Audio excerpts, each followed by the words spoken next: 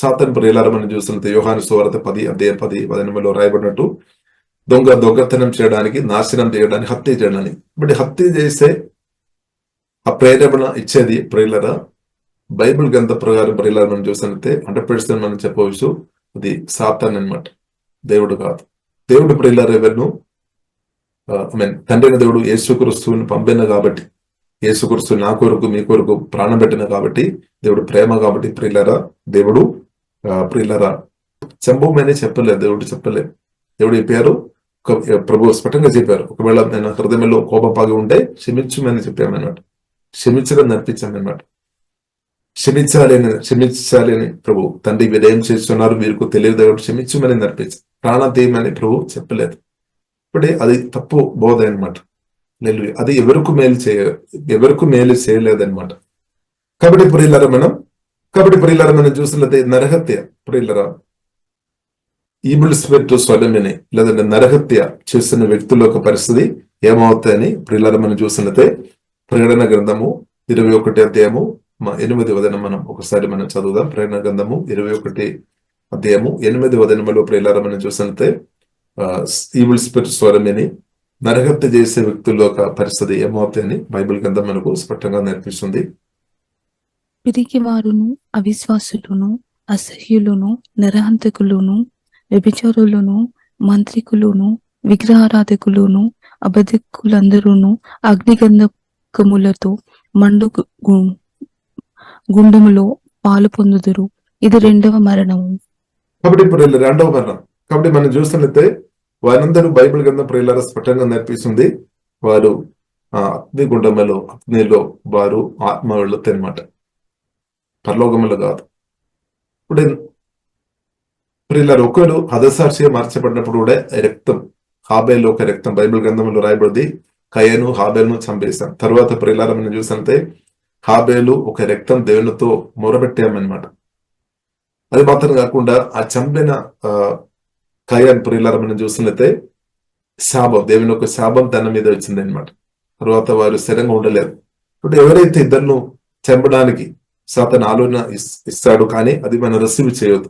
ఏ ఒక్క వ్యక్తి కూడా రిసీవ్ చేయవద్దు అనమాట. టెంపరీ, తాత్కాలిక, కొద్దిగా డబ్బు కొరకు కావచ్చు, కొద్దిగా కొందరు సంతోషపడడానికి కావచ్చు ప్రియులారా అలాగే చేయొద్దు. కాబట్టి నరహత్య చేస్తున్న వ్యక్తులకు వారి మీదే వారు శాపం, దేవుని యొక్క శాపం కూడా వారి మీద వస్తాయి అనమాట. అంటే శాపం వస్తాయని బైబిల్, ఆశీర్వాదం కాదు. వారికి మాత్రం కాదు, వారితో పాటు అది తరతరాలు కూడా అది ఎఫెక్ట్ చేయడానికి అవకాశం ఉంది అనమాట. అది మాత్రం కాకుండా వారు ఆత్మ నిత్య నరకములో వెళ్ళడానికి అవకాశం ఉంది. అయినా కానీ ప్రియులారా దేవుడు ప్రేమ కాబట్టి ఎంత నరహత్య చేస్తున్న వ్యక్తి అయినా సరే, ఎంత ఘోరమైన పాపి అయినా సరే, దేవుడైతే వారిని కూడా ప్రేమిస్తున్నాం అనమాట. వారు కూడా దేవుడు అవకాశం ఇస్తాడు. ఇప్పుడు నరహత్య చేయవద్దు, అది దేవుని చిత్తం కాదు, మారుమనసు పొందాలి. కాబట్టి ఎంత ఘోరమైన పాపిగా ఉన్న వ్యక్తి అయినా సరే, దేవుడైతే ఆ వ్యక్తిని కూడా ప్రేమిస్తున్నాను అనమాట. అంటే మారుమనసు పొందాలి. ఏసయ్య నేను ఆలోచన, మాటలు, క్రియలు ద్వారా చేసిన పాపం ప్రభువా క్షమించుమని ప్రభుత్వం అడిగి ఉంటే తప్పకుండా ప్రభు క్షమిస్తాడు. రక్తం ద్వారా కడిగి ఆమె మనుషులను ప్రేమించే వ్యక్తిగా దేవుడు అభిషేకంతో నింపి దేవుడు మారుస్తాడు. ఇద్దరికి మేలు చేసే వ్యక్తిగా దేవుడు మారుస్తాడు అనమాట. తర్వాత ప్రియులారా మనం చూసినట్లయితే ఈ సాతాను ఈ నరహత్య చేయమని ఆలోచన ఇచ్చిన సాతాను యొక్క పరిస్థితి కూడా ప్రియులారా మనం చూస్తాం. ప్రకటన గ్రంథము 20:10 చదువుదాం మనం. 10 వారిని మోసపరిచిన అపవాది అగ్నిగంధకముల గల గుండములో వేయబడెను. అచట ఆ క్రూర మృగమును అబద్ధ ప్రవక్తయు ఉన్నారు. వారు యుగయుగములు రాత్రింబగళ్ళు బాధింపబడుదురు. కాబట్టి ప్రియులారా, కాబట్టి నరహత్య చేయడానికి ఆలోచన ఇచ్చిన దెయ్యం లేదంటే సాతాను కూడా దేవుడు దాన్ని కూడా అగ్ని గంధకములో అంటే నరకములో ఫైర్ లో నిత్యమైన అనమాట. ఒకరోజు కాదు, అది నిత్యమైన దండన అనమాట. నిత్యమైన దానిలో వెళుతని పరిశుద్ధ గ్రంథం ప్రియులారా మనకు స్పష్టంగా నేర్పిస్తుంది అనమాట. కాబట్టి కానీ బైబిల్ గ్రంథం మనకు నేర్పిస్తుంది క్రీస్తు నిమిత్తం హతసాక్షులుగా మార్చబడిన వారు ఒక ఆత్మ ప్రియులారా. బైబిల్ గ్రంథం మనకు నేర్పిస్తుంది 20:4 ప్రియులారా మనం చూడవచ్చు, వారు దేవుని సన్నిధిలో దేవునితో పాటు యేసుక్రీస్తుతో పరలోకములో దేవుని ప్రశంసలో దేవుని సన్నిధిలో దేవునితో పాటు వారు నివాసం చేస్తున్నారు అనమాట. తర్వాత ప్రియులారా మనం చూసిన దేవుడు వస్తాడు, ప్రభు వస్తాడు, అగ్ని ద్వారా ఈ భూమిను పరిశుద్ధపరుస్తాడు.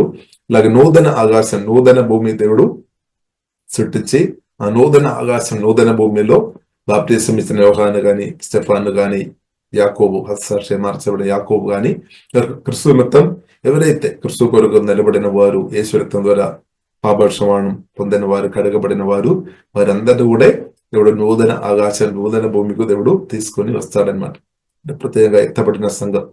కానీ సాతాన్ ప్రియులరా, సాతాన్ పరిస్థితి కానీ, సాతాన్ ఒక మాట వినే వారి పరిస్థితి ప్రియులరా మనం చూసినట్టే వారి నిత్యం అగ్ని ఇందగం అగ్నిలో, నరకములో నిత్యం వారు అక్కడ కాలితే అనమాట, మండతే అనమాట. వారి నిత్యం ఒక రోజు కాదు, నిత్యం అనమాట.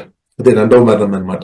కాబట్టి యేసుక్రీస్తు రక్తం ద్వారా కడగబడిన మనకు పాపక్షమాపణ పొందిన యేసు రక్తంలో అనుదినం ఆమె ఆధారపడుతున్న ప్రియులరా, మనం యేసుక్రీస్తు రాకడలో ఎత్తపడిన కృపదేవుడు అనుగ్రహించినాక. ఇప్పుడు అపోస్తలుడైన పౌలు కోరుతున్న గొప్ప విషయం ఉంది, నేను మొదటి పునరుద్ధానములో పాలు పొందాలని తవనమాట. ఎందుకంటే మొదటి పునరుద్ధానములో యేసయ్య రాకడలో ఎత్తపడిన గుండెలు ఉంటే, మొదటి పునరుద్ధానములో పాలు పొంది ఉంటే, రెండవ మరణానికి వారి మీద అధికారం లేదనమాట.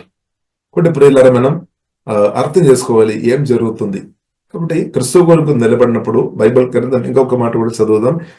ప్రకటన గ్రంథము, ప్రకటన గ్రంథము 14వ అధ్యాయం 13వ వచనంలో రాయబడింది, క్రిస్తును నిద్రించిన భక్తులు ధన్యులని ప్రియులారా రాయబడింది. ప్రకటన గ్రంథము 14వ అధ్యాయము 13వ వచనం. అంతటా ఇప్పటి నుండి ప్రభువు నందు మృతులు ధన్యులని వ్రాయమని పరలోకము నుండి యొక్క స్వరము చెప్పగా వింటిని. నిజమే, వారు తమ ప్రయాసములు మాని విశ్రాంతి పొందుదురు, వారి క్రియలు వారి వెంట పోవునని ఆత్మ చెప్పుచున్నాడు.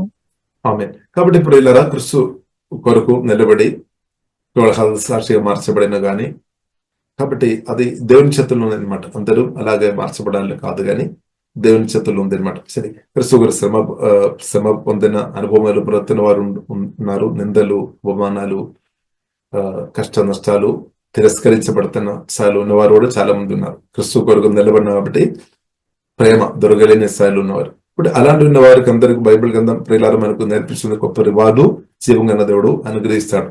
హల్లెలూయా. ఎందుకంటే ప్రభు చూస్తున్న దేవుడు అనమాట. బైబిల్లో రాయబడి ఉంది, మత్తయి సువార్త 6వ అధ్యాయంలో ప్రియులారా మనం చూస్తే ప్రభు కన్నులు నా మీద, మన మీద ఉంది అనమాట. ఎల్లప్పుడు రహస్యంగా చూసే మన తండ్రి అనమాట. కాబట్టి ఆ తండ్రి, కాబట్టి ప్రతిరోజు అన్ని విషయాలు రికార్డ్ అవుతుంది అనమాట. కాబట్టి మనం ఏం చేసుకోవాలి, దేవుని చిత్తానుసరంగా బ్రతకాలి, మేలు చేసుకొని బ్రతకాలి, ఎవరికి కీడు చేయవద్దు. ఇప్పుడు మనం చేస్తున్న మేలు కూడా బైబిల్ గ్రంథం మనకు నేర్పిస్తుంది, మేలు కూడా మనల్ని వెంబడేస్తాయి అనమాట. ఇప్పుడు దాకా మీరు ప్రార్థన పూర్వకంగా దేవునికి స్వరం విని చేస్తున్న ప్రతి మేలు కూడా మిమ్మల్ని వెంబడిస్తాయి అనమాట. దానికి కూడా రివార్డు ఉంది అని సత్యం అర్థం చేసుకోవాలి. ఇప్పుడు మన నుండి కొన్నిసారి కొందరు మేలు పొందిన తర్వాత మనుషులు మర్చిపోతాను, కానీ మన బాధపడే అవసరం లేదు. మనుషులు మర్చినా కానీ దేవుడు మాత్రం ఎన్నడూ ప్రియులారా మరువలేదు. కాబట్టి ప్రియులారా మనం డీప్ రూట్ ప్రియులారా యేసుక్రీస్తు చెప్పారు, డీప్ వాక్యంలో మనం లోతుగా మనం నేర్చుకోవాలని పరిశుద్ధాత్మ దేవుడు ప్రియులారా కోరుతుంది. కాబట్టి మనం క్రిస్తు కొరకు గట్టిగా నిలబడినట్టు జీవంగల దేవుడు కృప అనుగ్రహించినాక, బలపరిచినాక దేవుడు హల్లెలూయా. అలాగే ప్రియులారా